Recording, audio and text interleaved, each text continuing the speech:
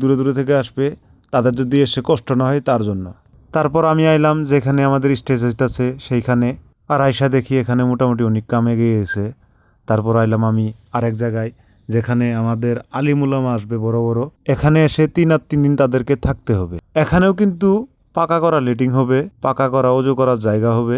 আর এটাই হলো সেই প্যান্ডেল, যেই প্যান্ডেলের তলে 3 দিন বড় বড় আলেমুলামারা থাকবে।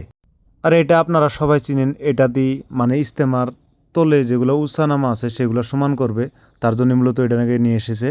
তারপর এখান থেকে যাব আমি যেখানে পাকা করা লেটিং বানানো হয়ে গেছে সেখানে যাব।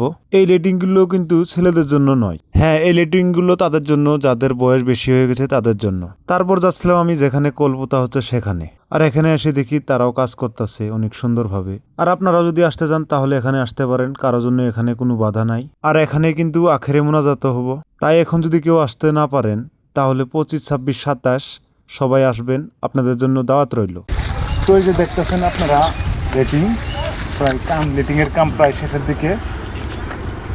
আর এইখানে মূলত 2 সাইডেই মানুষ বসতে পারবে লেটিং করার জন্য।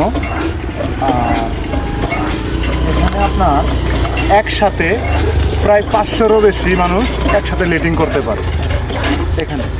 আর কুল্লু নাফসিল জায়গাতুল মউত, মরতে সবাইকে হবে, তাই যে যেটুকু পান এখানে এসে কাজ করে দিয়ে যান। বর্তমান দিন হাতে অনেক কম আর কাম অনেক বেশি আছে, তো অনেক মানুষই এখানে এসে কাজ করতেছে, আপনারা তো দেখলেন বা আগে বছর দেখতেছেন ভিডিওতে।